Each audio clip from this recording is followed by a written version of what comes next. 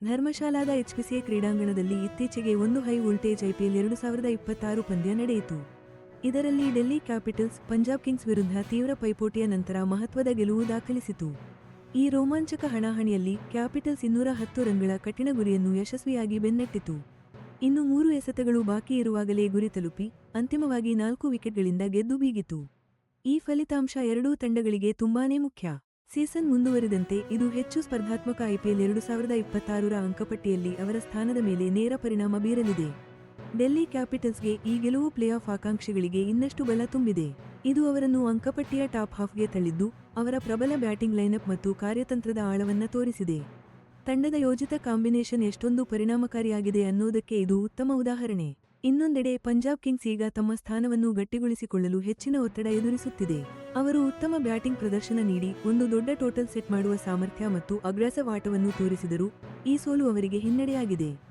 ಈ ಪಂದ್ಯ ಟಿ20 ಕ್ರಿಕೆಟ್ನ ಅನಿರೀಕ್ಷಿತತೆಗೆ ಉತ್ತಮ ನಿದರ್ಶನವಾಗಿತ್ತು.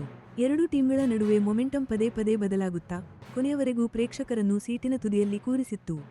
ಪಂದ್ಯದಲ್ಲಿ ಪ್ರಮುಖ ವೈಯಕ್ತಿಕ ಪ್ರದರ್ಶನಗಳು ಹೈಲೈಟ್ ಆಗಿದ್ದವು. ಅನುಭವಿ ಆಟಗಾರರು ಮತ್ತು ಹೊಸ ಪ್ರತಿಭೆಗಳು ಇಬ್ಬರೂ ತೀವ್ರ ಒತ್ತಡದಲ್ಲಿ ಉತ್ತಮವಾಗಿ ಆಡಿ ತಮ್ಮ ತಂಡಗಳ ಪರ ಮಿಂಚಿದರು. ಧರ್ಮಶಾಲಾದ ಆ ಸುಂದರ ವಾತಾವರಣ, ಅಲ್ಲಿನ ಚಾಲೆಂಜಿಂಗ್ ಕಂಡೀಷನ್ಸ್ ಮತ್ತು ಅದ್ಭುತ ಹಿನ್ನೆಲೆ ಈ ನಿರ್ಣಾಯಕ ಪಂದ್ಯಕ್ಕೆ ಒಂದು ಅದ್ಭುತ ವೇದಿಕೆಯನ್ನು ಒದಗಿಸಿತ್ತು. ಇದು ಪ್ರತಿ ಬೌಂಡರಿ ಮತ್ತು ವಿಕೆಟ್ನ ತೀವ್ರತೆಯನ್ನು ಇನ್ನಷ್ಟು ಹೆಚ್ಚಿಸಿತು. ಕ್ಯಾಪಿಟಲ್ಸ್ ತಂಡದ ಚೇಸ್ ಅಚ್ಚುಕಟ್ಟಾಗಿ ಪ್ಲಾನ್ ಮಾಡಲಾಗಿತ್ತು. ಲೂಸ್ ಡೆಲಿವರಿಗಳನ್ನು ಚೆನ್ನಾಗಿ ಬಳಸಿಕೊಂಡು ವೇಗವಾಗಿ ರನ್ ಗಳಿಸುತ್ತಾ ಸಾಗಿದರು. ಆದರೆ ಕಿಂಗ್ಸ್ನ ಬೌಲರ್ಗಳು ಕೂಡ ತಮ್ಮ ದೊಡ್ಡ ಮೊತ್ತವನ್ನು ಡಿಫೆಂಡ್ ಮಾಡಲು ಕಷ್ಟಪಟ್ಟರು. ಅವರ ಶಿಸ್ತಿನ ಲೈನ್ ಮತ್ತು ಲೆಂಗ್ತ್ಗಳಿಂದಾಗಿ ಪಂದ್ಯವನ್ನು ಕೊನೆಯ ಓವರ್ಗಳವರೆಗೂ ಎಳೆದುಕೊಂಡು ಹೋದರು. ಈ ಪಂದ್ಯ ಐಪಿಎಲ್ನಲ್ಲಿ ನಡೆಯುತ್ತಿರುವ ಪ್ರಾಬಲ್ಯದ ಹೋರಾಟವನ್ನು ಎತ್ತಿ ತೋರಿಸುತ್ತದೆ. ಇಲ್ಲಿ ಪ್ರತಿಯೊಂದು ಪಂದ್ಯದ ಫಲಿತಾಂಶವು ಒಂದು ತಂಡದ ಟೂರ್ನಿ ಪ್ರಯಾಣವನ್ನೇ ಸಂಪೂರ್ಣವಾಗಿ ಬದಲಾಯಿಸಬಹುದು. ಹಾಗಾಗಿ ಕನ್ಸಿಸ್ಟೆನ್ಸಿ ತುಂಬಾನೇ ಮುಖ್ಯ. ನಾಯಕರು ಮತ್ತು ಕೋಚ್ಗಳ ಸ್ಟ್ರಾಟಜಿಕ್ ನಿರ್ಧಾರಗಳು, ಆಟಗಾರರ ವೈಯಕ್ತಿಕ ಬ್ರಿಲಿಯನ್ಸ್ ಮತ್ತು ಒತ್ತಡದ ಕ್ಷಣಗಳು ಇವೆಲ್ಲವೂ ಸೇರಿ ಪ್ರಪಂಚದಾದ್ಯಂತದ ಕ್ರಿಕೆಟ್ ಪ್ರೇಮಿಗಳಿಗೆ ಒಂದು ಸ್ಮರಣೀಯ ಪ್ರದರ್ಶನವನ್ನು ನೀಡಿವೆ. ಟಾಸ್ ಸೋತು ಮೊದಲು ಬ್ಯಾಟಿಂಗ್ ಮಾಡಿದ ಪಂಜಾಬ್ ಕಿಂಗ್ಸ್ 5 ವಿಕೆಟ್ ಕಳೆದುಕೊಂಡು ಬರೋಬ್ಬರಿ 209 ರನ್ಗಳ ದೊಡ್ಡ ಮೊತ್ತ ಪೇರಿಸಿತು. ಅವರ ಇನ್ನಿಂಗ್ಸ್ಗೆ ಬಲಿಷ್ಠ ಆರಂಭಿಕ ಜೊತೆಯಾಟ ಭದ್ರ ಅಡಿಪಾಯ ಹಾಕಿತು. ಆಮೇಲೆ ಅಶುತೋಷ್ ಶರ್ಮಾ ಕೊನೆಯಲ್ಲಿ ಸಿಡಿಲಬ್ಬರದ ಬ್ಯಾಟಿಂಗ್ ಮಾಡಿ ಕೇವಲ 19 ಎಸೆತಗಳಲ್ಲಿ 45 ರನ್ ಚಚ್ಚಿದರು. ಇದರಲ್ಲಿ 4 ಭರ್ಜರಿ ಸಿಕ್ಸರ್ಗಳು ಮತ್ತು 3 ಮನಮೋಹಕ ಬೌಂಡರಿಗಳು ಸೇರಿದ್ದವು. ಶರ್ಮಾ ಅವರ ಈ ಸ್ಫೋಟಕ ಬ್ಯಾಟಿಂಗ್ ಡೆತ್ ಓವರ್ಗಳಲ್ಲಿ ತಂಡಕ್ಕೆ ಬೇಕಾದ ಆವೇಗವನ್ನು ನೀಡಿತು. ಕ್ಯಾಪಿಟಲ್ಸ್ ತಂಡಕ್ಕೆ ಒಂದು ದೊಡ್ಡ ಟಾರ್ಗೆಟ್ ಇಡುವಲ್ಲಿ ಇದು ಯಶಸ್ವಿಯಾಯಿತು. ಬ್ಯಾಟಿಂಗ್ಗೆ ಹೇಳಿ ಮಾಡಿಸಿದ ಪಿಚ್ನಲ್ಲಿ ಡೆಲ್ಲಿ ಕ್ಯಾಪಿಟಲ್ಸ್ ಬೌಲರ್ಗಳಿಗೆ ವಿಕೆಟ್ ಪಡೆಯುವುದು ತುಂಬಾ ಕಷ್ಟವಾಯಿತು.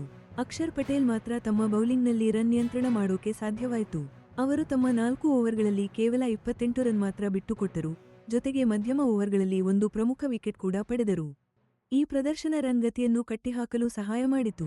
ಪಂಜಾಬ್ ಕಿಂಗ್ಸ್ ಪರ ಬೆನ್ ವಾರ್ಶ್ವೀಸಿ ದೊಡ್ಡ ಮೊತ್ತವನ್ನು ಕಾಪಾಡಿಕೊಳ್ಳುವ ಜವಾಬ್ದಾರಿ ಹೊತ್ತಿದ್ದರು.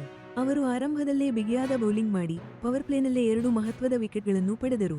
ಇದು ಡೆಲ್ಲಿ ಚೇಸ್ ಮೇಲೆ ಆರಂಭದಲ್ಲೇ ಒತ್ತಡ ಹಾಕಿದಲ್ಲದೆ ಬೇಗನೆ ವಿಕೆಟ್ ಪಡೆಯುವ ತಮ್ಮ ಸಾಮರ್ಥ್ಯವನ್ನು ತೋರಿಸಿದರು. ಡೆಲ್ಲಿ ಕ್ಯಾಪಿಟಲ್ಸ್ ಚೇಸ್ ನಿಧಾನವಾಗಿ ಆರಂಭವಾಯಿತು, ಆದರೆ ಮಧ್ಯಮ ಓವರ್ಗಳಲ್ಲಿ ಗಣನೀಯವಾಗಿ ವೇಗ ಪಡೆದುಕೊಂಡಿತು. ಅದರಲ್ಲೂ ಮೊದಲ ಕೆಲವು ವಿಕೆಟ್ಗಳು ಬಿದ್ದ ನಂತರ ಅಭಿಷೇಕ್ ಪೋರೆಲ್ ಆರಂಭದಲ್ಲೇ ವೇಗವಾಗಿ 30 ರನ್ ಗಳಿಸಿ ತಂಡಕ್ಕೆ ಒಂದು ತಳಹದಿ ಹಾಕಿಕೊಟ್ಟರು. ನಂತರ ಟ್ರಿಸ್ಟಾನ್ ಸ್ಟಬ್ಸ್ ಅಖಾಡಕ್ಕಿಳಿದರು. ಸ್ಟಬ್ಸ್ ಕೇವಲ 34 ಎಸೆತಗಳಲ್ಲಿ 78 ರನ್ ಗಳಿಸಿ ಅಜೇಯರಾಗಿ ಉಳಿದು ಟಿ20 ಬ್ಯಾಟಿಂಗ್ನ ನಿಜವಾದ ಮಾಸ್ಟರ್ ಕ್ಲಾಸ್ ತೋರಿಸಿದರು. ಇದರಲ್ಲಿ 8 ಬೌಂಡರಿಗಳು ಮತ್ತು 5 ಭರ್ಜರಿ ಸಿಕ್ಸರ್ಗಳು ಸೇರಿದ್ದವು. ಅವರ ಧೈರ್ಯಶಾಲಿ ಆಟದಿಂದಾಗಿ ಡೆಲ್ಲಿ ಪರವಾಗಿ ಪಂದ್ಯದ ದಿಕ್ಕೇ ಬದಲಾಯಿತು. ಕೆಳ ಕ್ರಮಾಂಕದ ಬ್ಯಾಟ್ಸ್ಮನ್ಗಳ ಜೊತೆಗಿನ ಅವರ ಜೊತೆಯಾಟ ಕೊನೆಯ ಓವರ್ಗಳ ಒತ್ತಡವನ್ನು ನಿಭಾಯಿಸಲು ಬಹಳ ಮುಖ್ಯವಾಗಿತ್ತು. ಅಂತಿಮವಾಗಿ ತಂಡವನ್ನು ಗೆಲುವಿನ ದಡ ಮುಟ್ಟಿಸಿತು. ಧರ್ಮಶಾಲಾದ ಎತ್ತರದ ಪ್ರದೇಶದ ವಾತಾವರಣ ಇಲ್ಲಿ ಆರಂಭದಲ್ಲಿ ಸ್ವಿಂಗ್ ಬೌಲಿಂಗ್ಗೆ ಸಹಾಯ ಮಾಡುತ್ತದೆ, ನಂತರ ಬ್ಯಾಟಿಂಗ್ಗೆ ಸ್ವರ್ಗವಾಗುತ್ತದೆ ಎಂದು ಹೆಸರುವಾಸಿಯಾಗಿದೆ. ಇದು ಪಂದ್ಯದಲ್ಲಿ ಒಂದು ಪ್ರಮುಖ ಪಾತ್ರ ವಹಿಸಿತು. ಎರಡೂ ತಂಡಗಳು ಅದಕ್ಕೆ ತಕ್ಕಂತೆ ತಮ್ಮ ತಂತ್ರಗಳನ್ನು ಬದಲಾಯಿಸಿಕೊಂಡವು. ಬ್ಯಾಟ್ನಿಂದ ಚೆಂಡು ತುಂಬಾ ವೇಗವಾಗಿ ಹೊರಬರುತ್ತಿತ್ತು. ಇದು ಬಹಳಷ್ಟು ಬೌಂಡರಿಗಳಿಗೆ ಕಾರಣವಾಯಿತು ಮತ್ತು ಎರಡೂ ಇನ್ನಿಂಗ್ಸ್ಗಳಲ್ಲಿ ರನ್ ಗತಿಯನ್ನು ಸ್ಥಿರವಾಗಿ ಹೆಚ್ಚಿಸಿತು. ಇದು ಪ್ರೇಕ್ಷಕರಿಗೆ ತುಂಬಾ ಖುಷಿ ಕೊಟ್ಟಿತು. ನಾಯಕರು ಫೀಲ್ಡಿಂಗ್ ಸೆಟ್ಟಿಂಗ್ಸ್ ಮತ್ತು ಬೌಲಿಂಗ್ ಬದಲಾವಣೆಗಳ ಬಗ್ಗೆ ಮಾಡಿದ ತಂತ್ರಗಾರಿಕೆ ಸ್ಪಷ್ಟವಾಗಿ ಕಾಣುತ್ತಿತ್ತು. ಪಂದ್ಯದ ಏರಿಳಿತದಲ್ಲಿ ಪ್ರಮುಖ ಲಾಭ ಪಡೆಯಲು ಅವರು ಪ್ರಯತ್ನಿಸುತ್ತಿದ್ದರು. ಡೆಲ್ಲಿ ಕ್ಯಾಪಿಟಲ್ಸ್ ಈ ಗೆಲುವಿನಿಂದ ಕೇವಲ 2 ಮುಖ್ಯ ಅಂಕಗಳನ್ನು ಗಳಿಸಿದ್ದಲ್ಲದೆ ಅವರ ನೆಟ್ ರನ್ ರೇಟ್ ಕೂಡ ಗಣನೀಯವಾಗಿ ಹೆಚ್ಚಾಗಿದೆ. ಇದು ಪ್ಲೇ ಆಫ್ ರೇಸ್ನಲ್ಲಿ ಬಹುಮುಖ್ಯವಾದ ಅಂಶ, ಯಾಕಂದ್ರೆ ನಾಕೌಟ್ ಹಂತಕ್ಕೆ ಯಾವ ತಂಡಗಳು ಅರ್ಹತೆ ಪಡೆಯುತ್ತವೆ ಅನ್ನೋದನ್ನ ಇದು ನಿರ್ಧರಿಸುತ್ತೆ. ಈ ಗೆಲುವಿನಿಂದ ಡೆಲ್ಲಿ ಕ್ಯಾಪಿಟಲ್ಸ್ ಐಪಿಎಲ್ 2026 ಪ್ಲೇ ಆಫ್ಗೆ ಪ್ರಮುಖ ಸ್ಪರ್ಧಿಯಾಗಿ ಗಟ್ಟಿ ಸ್ಥಾನ ಗಳಿಸಿದೆ. ಇದು ಒತ್ತಡದ ಪರಿಸ್ಥಿತಿಯಲ್ಲೂ ಉತ್ತಮವಾಗಿ ಆಡಿ ಹೆಚ್ಚಿನ ರನ್ ಗಳಿಕೆಯ ಪಂದ್ಯಗಳನ್ನು ಸುಲಭವಾಗಿ ಮುಗಿಸುವ ಅವರ ಸಾಮರ್ಥ್ಯವನ್ನ ತೋರಿಸಿಕೊಟ್ಟಿದೆ. ಯಾವುದೇ ಚಾಂಪಿಯನ್ ತಂಡಕ್ಕೆ ಇದು ಅತ್ಯಗತ್ಯವಾದ ಗುಣ. ಡೆಲ್ಲಿ ಕ್ಯಾಪಿಟಲ್ಸ್ ಕೋಚ್ ಜೇಮ್ಸ್ ಹೋಕ್ಸ್ ತಮ್ಮ ತಂಡದ ಛಲ ಹಾಗೂ ಟ್ರಿಸ್ಟನ್ ಸ್ಟಬ್ಸ್ ಅವರ ನಿರ್ಣಾಯಕ ಬ್ಯಾಟಿಂಗ್ ಬಗ್ಗೆ ಮೆಚ್ಚುಗೆ ವ್ಯಕ್ತಪಡಿಸಿದರು. ತಂಡದಲ್ಲಿರುವ ಅದ್ಭುತ ಆಟಗಾರರ ಸಮೂಹ ಮತ್ತು ಅವರ ಒಗ್ಗಟ್ಟಿನ ಹೋರಾಟದ ಮನೋಭಾವವನ್ನು ಅವರು ಎತ್ತಿ ತೋರಿಸಿದರು. ಪಂಜಾಬ್ ಕಿಂಗ್ಸ್ಗೆ ಈ ಸೋಲಿನ ಹೊರತಾಗಿಯೂ ಆಶುತೋಷ್ ಶರ್ಮಾ ಅವರ ಅದ್ಭುತ ಪ್ರದರ್ಶನ ಮತ್ತು ಟಾಪ್ ಆರ್ಡರ್ ನೀಡಿದ ಉತ್ತಮ ಅಡಿಪಾಯ ಭವಿಷ್ಯದ ಪಂದ್ಯಗಳಲ್ಲಿ ಸುಧಾರಿಸಲು ಸಾಕಷ್ಟು ಸಕಾರಾತ್ಮಕ ಅಂಶಗಳನ್ನು ಒದಗಿಸಿದೆ. ಆದರೆ ಮುಂದಿನ ಪಂದ್ಯಗಳಲ್ಲಿ ದೊಡ್ಡ ಮೊತ್ತವನ್ನ ಇನ್ನಷ್ಟು ಪರಿಣಾಮಕಾರಿಯಾಗಿ ರಕ್ಷಿಸಬೇಕೆಂದರೆ ಅವರ ಬೌಲರ್ಗಳು ಡೆತ್ ಓವರ್ಗಳಲ್ಲಿ ಬೌಲಿಂಗ್ ಮಾಡುವ ರೀತಿಯನ್ನ ಸುಧಾರಿಸಿಕೊಳ್ಳಬೇಕಿದೆ. ಯಾಕಂದ್ರೆ ಈ ಪಂದ್ಯದಲ್ಲಿ ಇದು ನಿರ್ಣಾಯಕ ಹಂತವಾಗಿತ್ತು. ಈ ಪಂದ್ಯ ಡೆಲ್ಲಿಗೆ ಅಕ್ಷರ್ ಪಟೇಲ್ ಅವರ ಸರ್ವತೋಮುಖ ಸಾಮರ್ಥ್ಯದ ಮಹತ್ವವನ್ನು ಎತ್ತಿ ತೋರಿಸಿತು.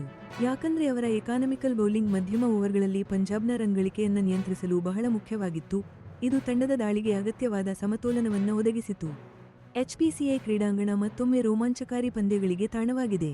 ಪಂದ್ಯದುದ್ದಕ್ಕೂ ಬದಲಾಗುವ ಪಿಚ್ನಲ್ಲಿ ಬೌಲರ್ಗಳು ಮತ್ತು ಬ್ಯಾಟ್ಸ್ಮನ್ಗಳು ಇಬ್ಬರಿಗೂ ಉತ್ತಮ ಪ್ರದರ್ಶನ ನೀಡಲು ಇದು ಅವಕಾಶವನ್ನ ನೀಡಿದೆ. ಮುಂದೆ ನೋಡೋದಾದ್ರೆ ಟೂರ್ನಮೆಂಟ್ನ ಉಳಿದ ಭಾಗದಲ್ಲಿ ಎರಡೂ ತಂಡಗಳು ಕಠಿಣ ವೇಳಾಪಟ್ಟಿಯನ್ನ ಎದುರಿಸಲಿವೆ. ಡೆಲ್ಲಿ ಕ್ಯಾಪಿಟಲ್ಸ್ ಟೂರ್ನಮೆಂಟ್ನ ಅಂತಿಮ ಹಂತವನ್ನ ಸಮೀಪಿಸುತ್ತಿದ್ದಂತೆ ತಮ್ಮ ಗೆಲುವಿನ ಓಟವನ್ನ ಮುಂದುವರಿಸಲು ಮತ್ತು ಟಾಪ್ 4ರಲ್ಲಿ ತಮ್ಮ ಸ್ಥಾನವನ್ನ ಭದ್ರಪಡಿಸಿಕೊಳ್ಳಲು ಪ್ರಯತ್ನಿಸುತ್ತವೆ. ಅಷ್ಟರಲ್ಲಿ ಪಂಜಾಬ್ ಕಿಂಗ್ಸ್ ತಮ್ಮ ಬೌಲಿಂಗ್ ತಂತ್ರವನ್ನ ತಕ್ಷಣ ಸರಿಪಡಿಸಿಕೊಳ್ಳಬೇಕು ಮತ್ತು ತಮ್ಮ ಬಲವಾದ ಬ್ಯಾಟಿಂಗ್ ಸಾಮರ್ಥ್ಯವನ್ನ ಬಳಸಿಕೊಂಡು ಉಳಿದ ಪಂದ್ಯಗಳಲ್ಲಿ ಪ್ರಮುಖ ಗೆಲುವುಗಳನ್ನು ಪಡೆಯಬೇಕು. ಪ್ಲೇಆಫ್ಗೆ ಅರ್ಹತೆ ಪಡೆಯುವ ಸ್ಪರ್ಧೆಯಲ್ಲಿ ಉಳಿದುಕೊಳ್ಳಲು ಇದು ಅವರಿಗೆ ಸಹಾಯ ಮಾಡುತ್ತದೆ. ಐಪಿಎಲ್ 2026ರ ಸ್ಪರ್ಧಾತ್ಮಕ ಸ್ವರೂಪ ಪ್ರತಿ ಪಂದ್ಯವೂ ನಿರ್ಣಾಯಕ ಎನ್ನುವುದನ್ನು ತೋರಿಸುತ್ತದೆ. ಹಾಗಾಗಿ ತಮ್ಮ ಪ್ಲೇಆಫ್ ಆಸೆಯನ್ನು ಜೀವಂತವಾಗಿಡಲು ತಂಡಗಳು ಸತತವಾಗಿ ಹೊಂದಿಕೊಳ್ಳಬೇಕು ಮತ್ತು ಉತ್ತಮ ಪ್ರದರ್ಶನ ನೀಡಬೇಕು.